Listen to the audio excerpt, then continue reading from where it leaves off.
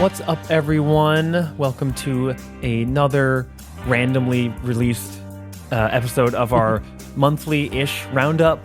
Our monthly roundup. Your coffee podcast, but I hope you know that. My name is Wes. And I'm Joe. Our monthly that roundup that's every 5 months. Yeah, we were going to do it more quarterly. Yeah. And had a little bit of free time in January and decided to just take advantage of the fact that we had microphones in front of us. Today, in May, we were presented with the same opportunity, so we're kind of just going to do the same thing, keeping it sporadic, keeping people on their toes. This is something that only the real diehards are going to anticipate, if even that. But basically the concept, because you probably didn't listen to the last one, I didn't, but I lived it, is we just talk about a bunch of recently released either albums, singles, EPs, pretty much anything from a lot of bands that we've had on the podcast, some that we have not had on the podcast, or will be coming out with an episode of the podcast. Just kind of all over the place. Just want to spend some extra time spotlighting some really cool music that maybe we didn't get to otherwise cover. We're making up for the fact that the blog is pretty much dead. We just really need to take it out back and give it the old yeller, but I'm too sentimental to do that. It's just we have too many things related to the band getting by to like write about. So yeah. I hope people don't think it's like some sort of like weird nepotism, just because like the only times we've reactivated the blog are because people in the Getting By cinematic universe have asked us to.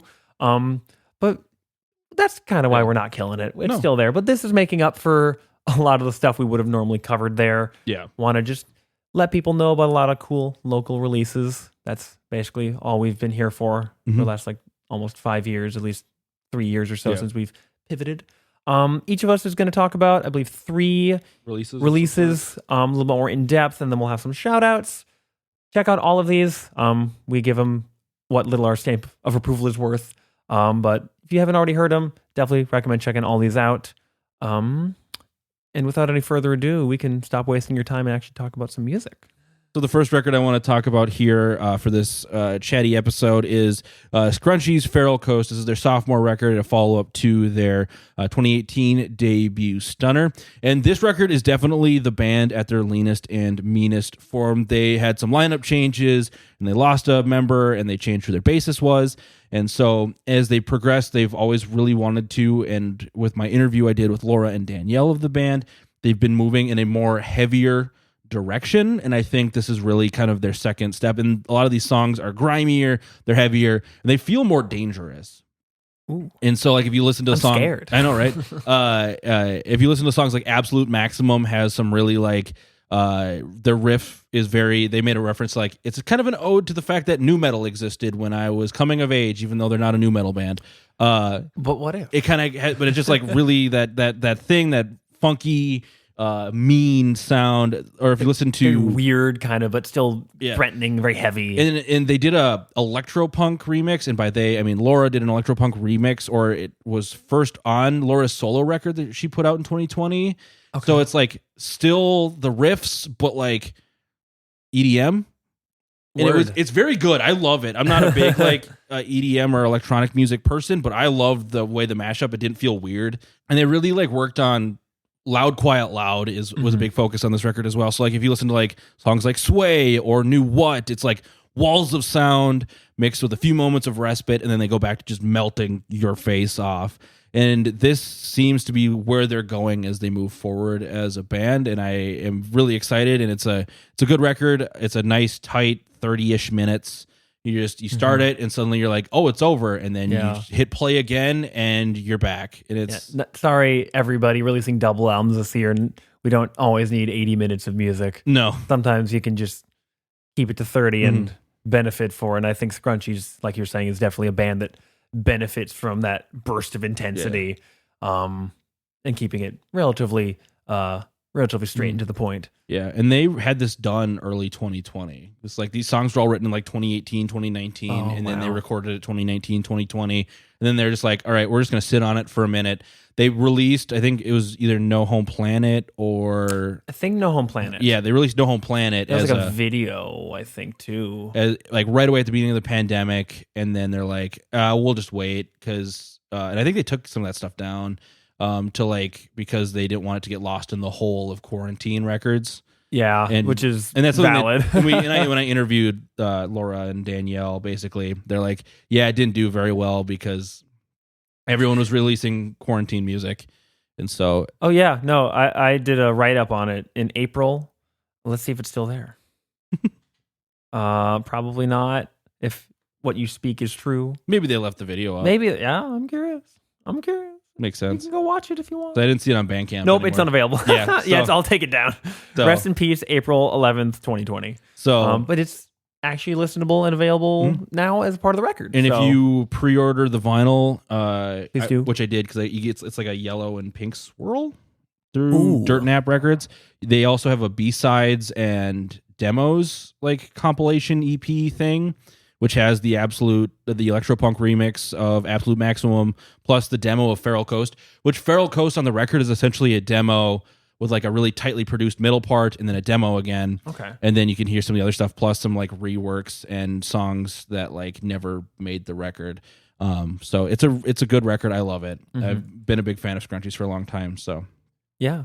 They're also, just want to shout this out, they're opening for Built to Spill in the fall, yes, right? not in the cities. Not in the cities, which but is they're unfortunate. They're going, I think, but they're Ohio able and some other to spots. open for one of the most legendary and best indie rock bands of all time.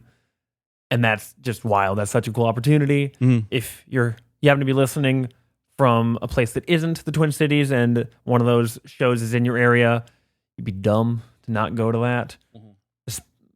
Especially because Crutches is on the bill. I think that's going to be super killer. Stoked for that opportunity for them. Yeah. Continuing on from there, I'll talk about actually something we're kind of keeping it in the same wheelhouse.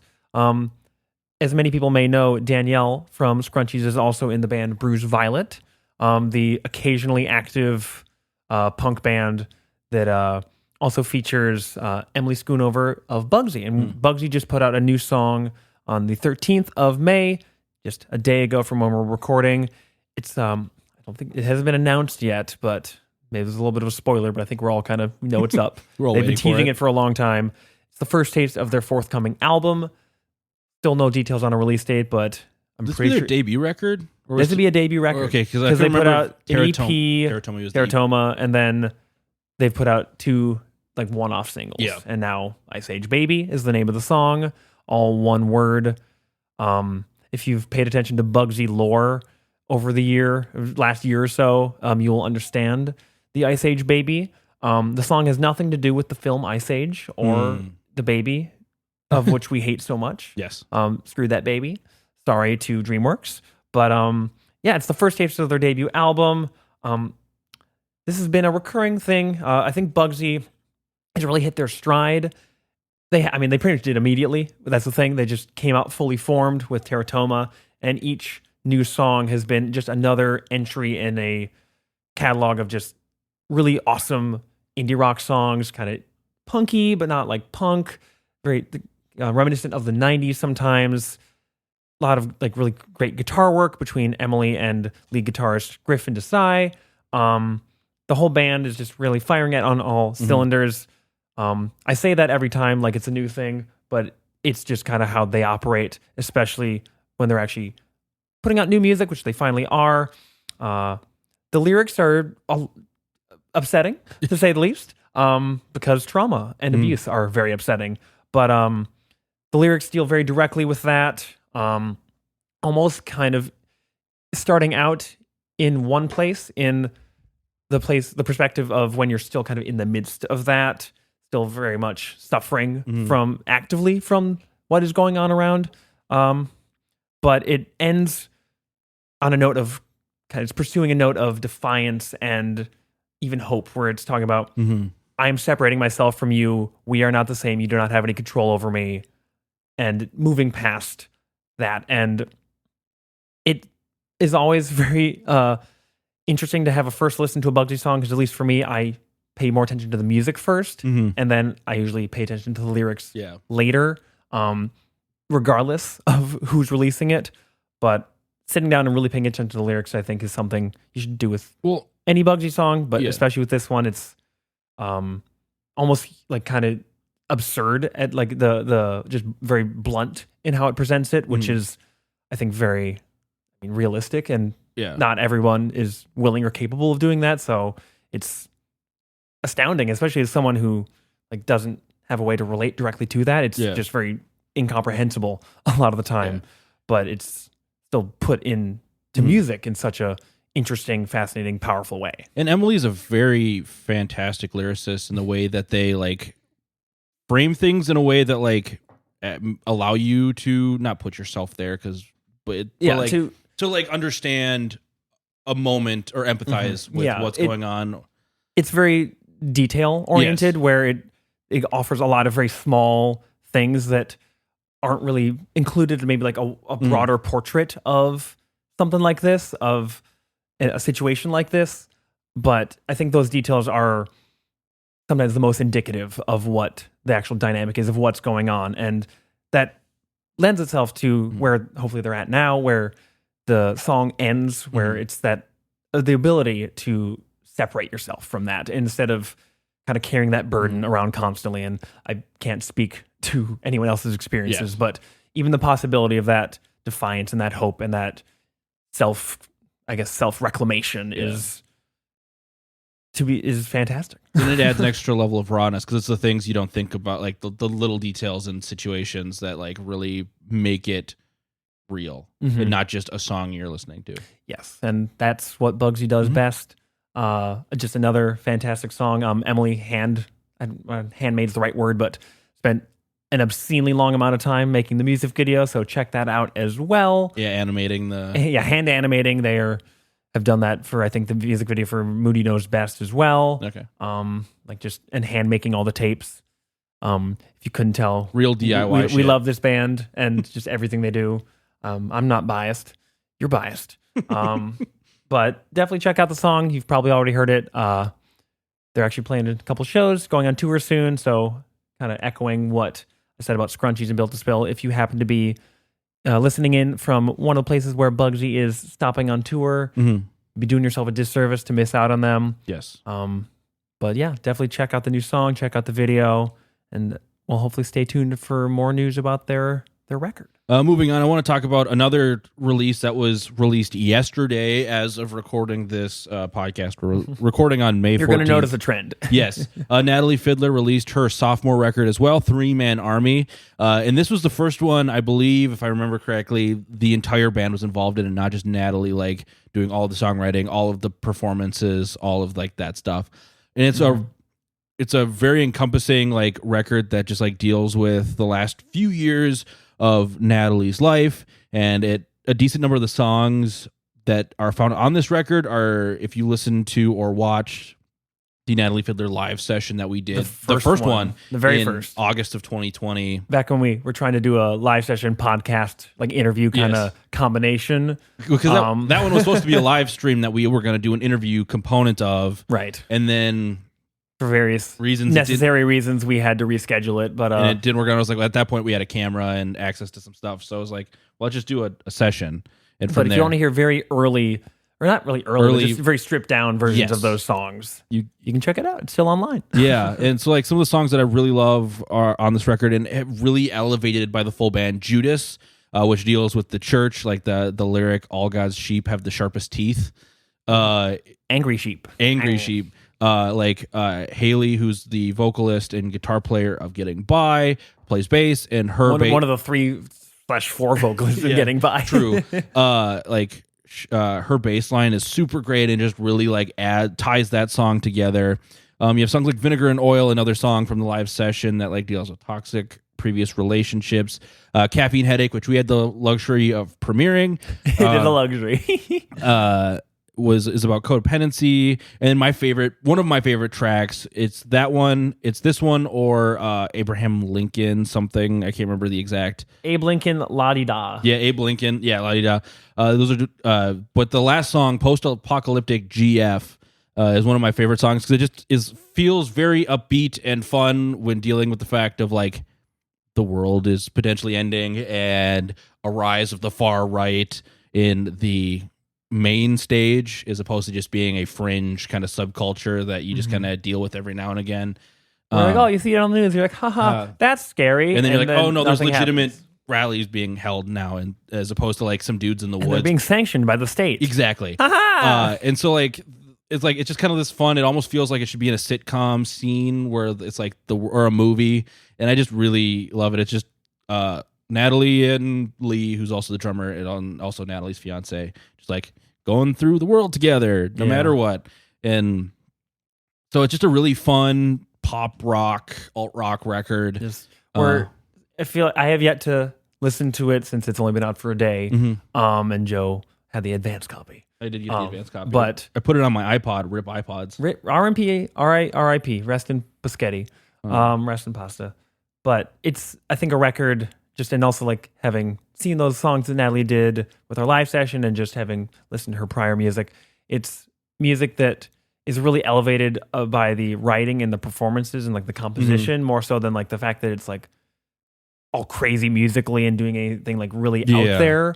It stands out because of how sharp it is and how well put together all the songs and all the different elements are, which I think is sometimes can be harder to do than something like crazy out there that like stands out because of how different it is. Yeah. Where this is just hard to write a good song. And she wrote a whole album. Including, I should shout out the intermission track as well, which is just a voice memo of Haley talking about the conspiracy theory that Chuck E. Cheese pizzas are just other pizzas from like they find on tables. They consolidate those into new pizzas because they like don't like pizzas. It's a conspiracy theory. You can look it up. You can look or it up. listen to the intermission. Yes, or listen to the intermission, which is just funny. So, and this album was also made with the help of a grant. Natalie won a grant for LGBTQ artists to make cool music, and so which I think more people should go for grants because they're out there, and you just need to take advantage of them. I forget to do them all the time. It would also be nice if they made it easier. Yes. I'm sure, because grants and bureaucracy are hysterically really easy to navigate. They're known for how awesome and simple and effective they are. Yes. That's the joke. Yes. You literally have to write to the cent what you'd be using that money for, which is ridiculous. Yeah. What makes sense. Which is fair, because it is especially with like tax money. Whatever sometimes. just happened with I'm feeding our futures or whatever, where they basically just like scammed the state in order to like buy a bunch of properties for its like owner and staff instead of like actually feeding needy children in the Twin Cities. Yep. In the middle of a pandemic. In the middle of a pandemic, which is super cool, and I love people. So, but check out 3 Man Army. Yeah. It's out. You can get CDs. And they have merch and stuff. So go check that one out. Cool. So keeping another through line here, this time another album that was released yesterday. Have not had time to process the full thing, but this is a band we have been fans of for quite some time. One of the first bands that kind of at least got me more connected with the local scene, just kind of seeing what folks are up to. I'm, of course, talking about Why Not. They just released their self-titled record. I believe it's their, second full length, because they put on an EP earlier this year that was kind of like a preview. It came out in January. It's called Very Why Not. We actually talked about one of the songs, the lead single Casket, with Papa Embe on our January roundup. That's just 5 tracks, very collaborative. I mean, more collaborative, I guess, because it's got Papa on there. Jake Luppin makes an appearance. This record, however, is pretty much just the core trio of bassist, vocalist Henry, drummer Josh, and guitarist Isaac. Really just working with family member and also close collaborator Caleb Hinz for production. Caleb produced the whole thing, and actually Henry co-produced a little over half of the record, which I think is kind of... Caleb has a very distinct production approach, production vision. So I always love it when he can come in, take that aesthetic with him, but then meet the band or artist that he's working with where they're at. So it isn't just like what happens with, like, I guess, quote unquote super producers, because I feel like he's the closest thing we have to a local super producer on like the DIY level. Yeah. Abe is on I said with Abe, but like Abe is, but it's not the same thing. Yeah. Abe, I think, just to get a little sidetracked, is someone who I think is able to kind of mold his approach to the artist and to the band without really taking as much like baggage. And that makes Caleb's approach sound like I think of it negatively. I don't. Just 2 different approaches. Yes. But yes, I'm ashamed to have even forgotten our Lord and Savior Abe Anderson. Abe feels more like Abe is more like he's like I don't know what the word is, and it's kind of stupid, but like the recording engineer version of just a studio musician, where he can kind of come in, do what is asked. Steve Albini. He's musical. He's local Steve Albini. He's local in the sense minus that, the politics and the fact and some of the old bands. Yes. His old bands are mostly still active, as far as I know, because it's just nice. But the sense of is just like I record every band. And yes, he's just going to people and doing whatever it takes to elevate their sound. Whereas Caleb, like we're saying, has a very distinct musical palette that I love. Same diff. The final Happy Children album is one of my favorite albums of all time. And before I get too ahead of myself, even from like the handful of tracks I was able to check out this morning, this kind of does feel almost like Why Not's version of Same Diff. Okay. It's kind of like a sophomore release, because I think I was touching on this before. They've mostly released either singles or EPs, at least since I think like 2016, 2017, when they put out Spring Cleaning, I think is the record. But that was also like, the records aren't terribly long. They're very compact, like usually about 30, 40 minutes, not going like the full hour, which I always appreciate. We only have so much time in the day, and it takes some self-control to to cut things. But I mean that fully in a positive way. I'm really excited to spend more time with the record, but they're continuing down the path of making more kind of just eclectic, kind of out there pop music versus like if you compare it to their earlier work, which was much more kind of like a math rock, experimental noise, not like noise music, but like noisier, much more in that vein. And now they've kind of found a way to funnel a lot of those very experimental tendencies, that willingness to try a ton of new things and just make some chaos and see how to make it work. They've been able to funnel that into basically just making really, really catchy songs that still retain that quirk, that kind of surrealist, that off-kilterness, but you can sing along to it. They've really honed in on that. This is not a new thing for them, but I think this release is the best form of it, even just in the handful of songs I've listened to so far. The first two tracks are awesome. Those are really ones that obviously stood out to me, first couple tracks. To Listen In and In Love with the Sound, which I believe is one of the singles, if not the lead single. Those are really kicking the record off with some more upbeat numbers, some really catchy songs. I did want to also shout out the song NYC, kind of a palate cleanser towards the latter half of the record. It's almost like a kind of low-key, almost twangy-ish ballad. It's got some slide guitar. I think that's what was performed by Nathan Stalker of Hippocampus. At least he played guitar on the track. It almost, like the first half, almost sounds like a Phoebe Bridgers song, where it's very low-key, kind of some very unique production, but it's mostly just like acoustic guitar and some minimal accoutrement, and kind of goes from there. Kind of a new direction for Why Not. Like I've mostly heard them for like their bangers, if you will. Yeah.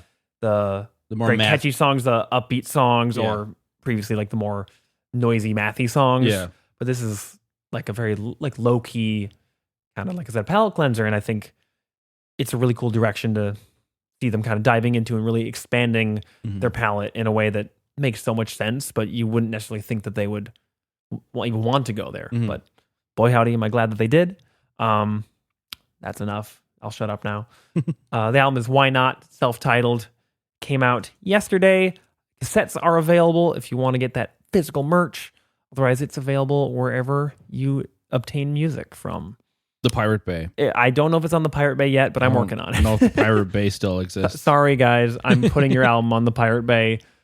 I don't think anybody will download it because most people are just going to stream it and hopefully buy it, which you should do if you're listening. Yes. Don't actually pirate it. I'm not going to upload it. Anyways, moving on. And then the final like record I want to talk about fully, it was released back in March, and it's from the band Gnaw, which is Gnaw. It's a hardcore quintet. There's 4 people like credited on the demo they released back in March. It's their 2022 demo.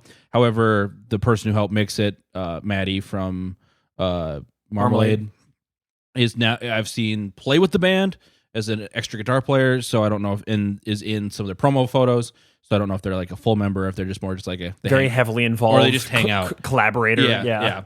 So it's a grimy 5-track demo from the band. I just love some knuckle dragging adjacent hardcore, and it's got that classic. We recorded it in our basement with a 4-track sound, a little low. It's very lo-fi. Yeah. Thud whack crash is kind of the vibe.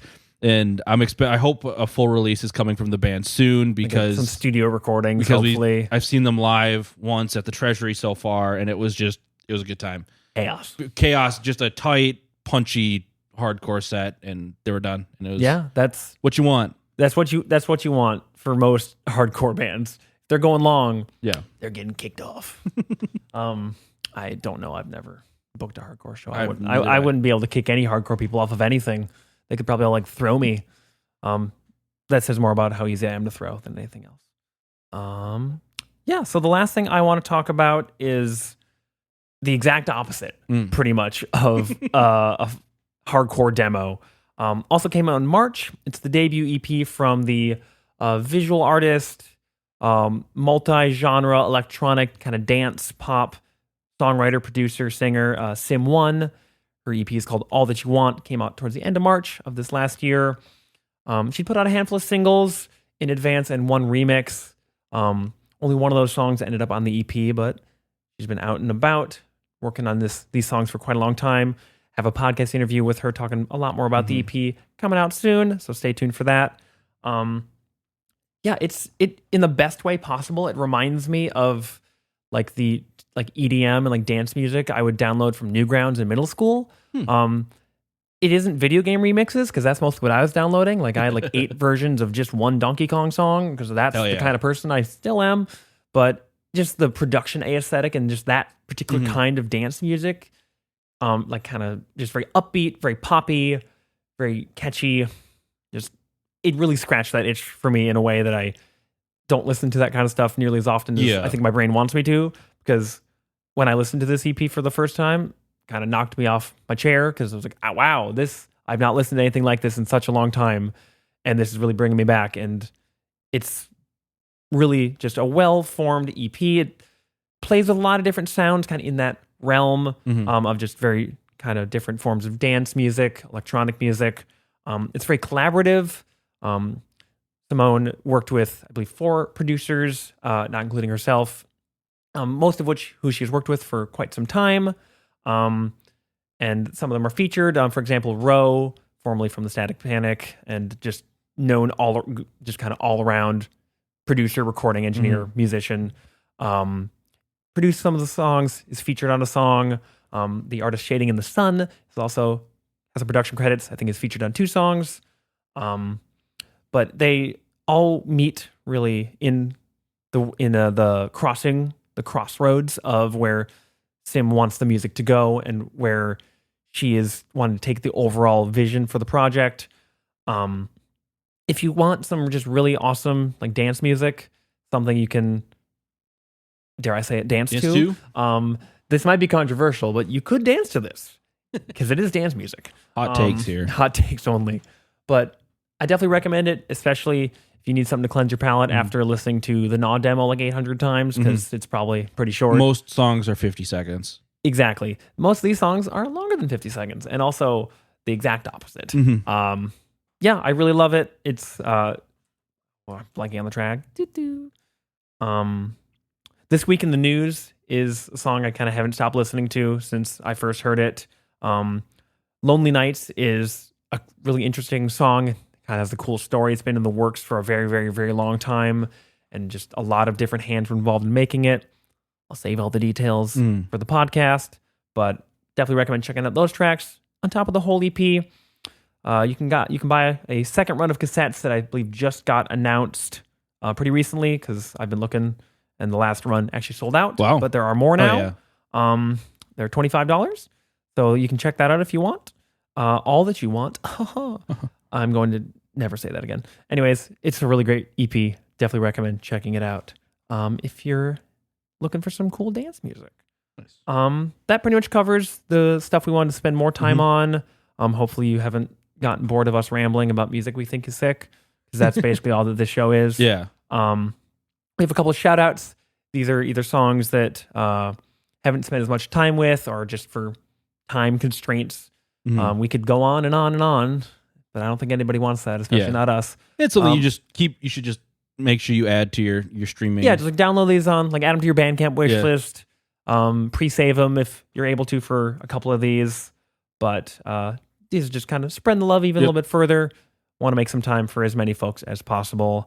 Joe, do you want to go through yours first? Yeah, I just have two.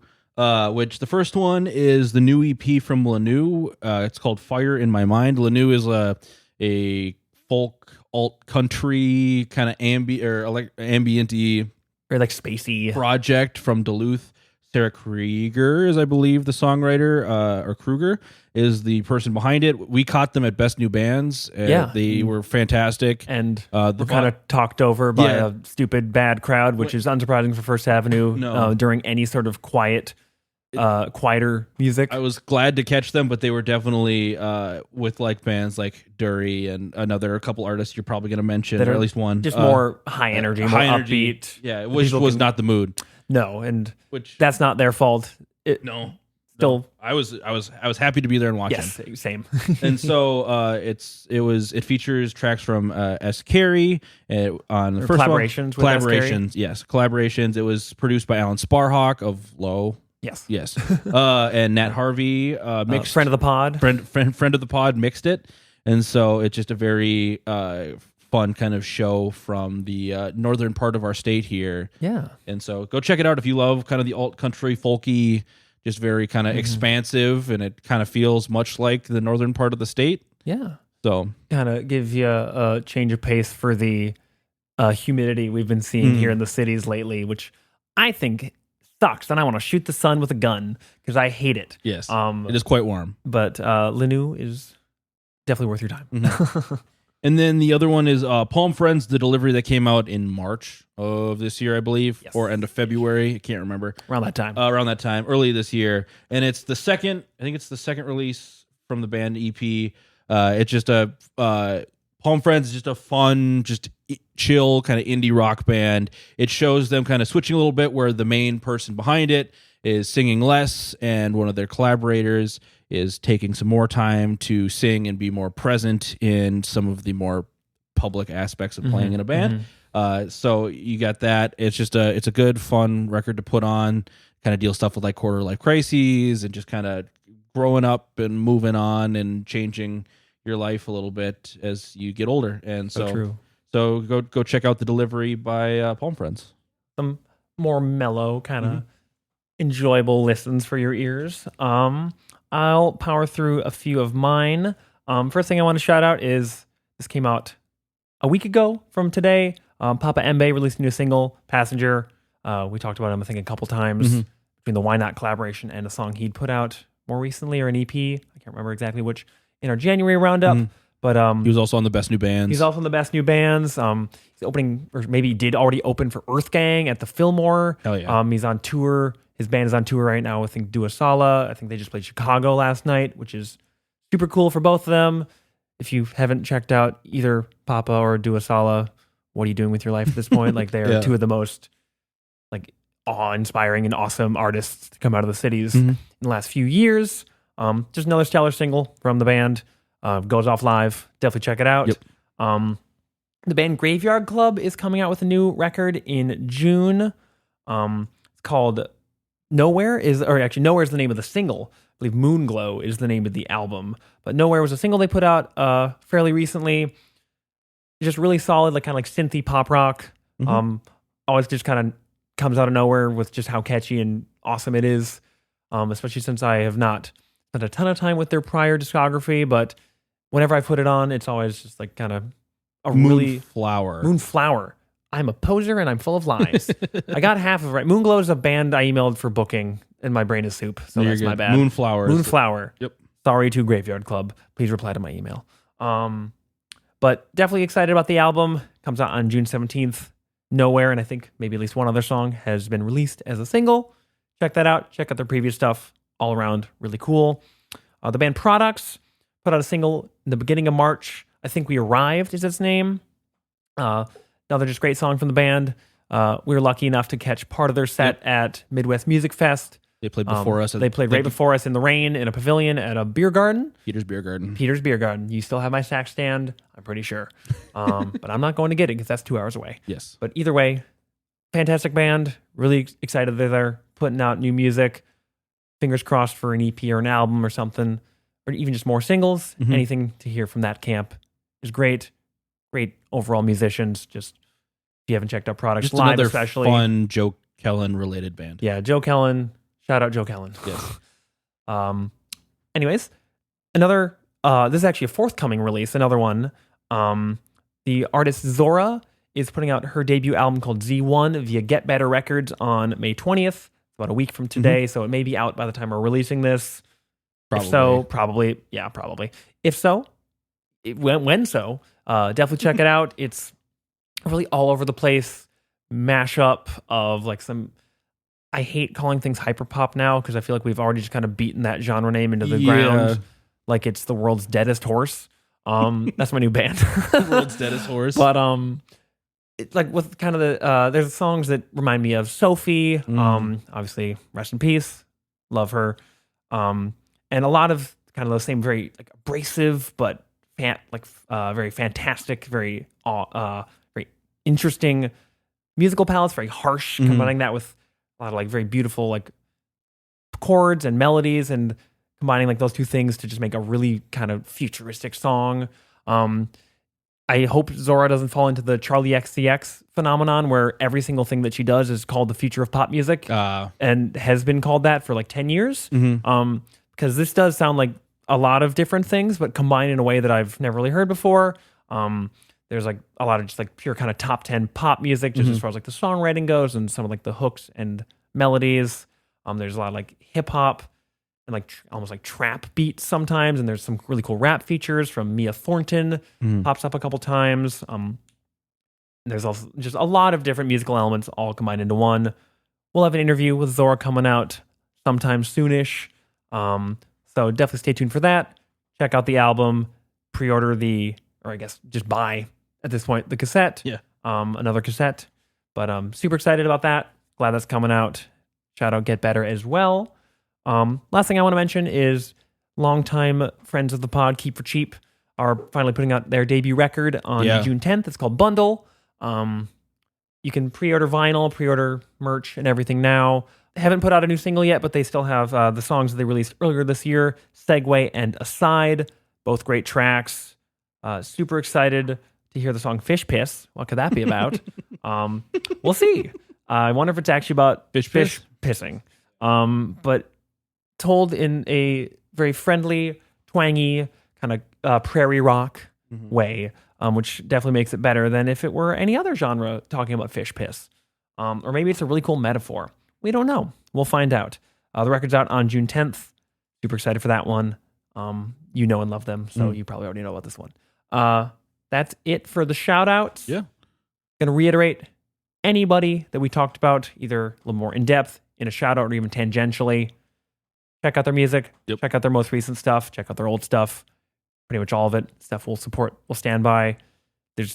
We couldn't fit everybody in. No. Because this is an ongoing, very good problem to have that we've pretty much had since the beginning, where it's like, there's like too many and not bands enough to talk to, too many bands to write about and talk about, and we can only do so much to try to spotlight as many of them as we can. But for sure, the releases we talked about today, give them a listen, give them some money, check out their shows if they have any forthcoming shows, which I'm sure a lot of them do. If not, a lot of them definitely do.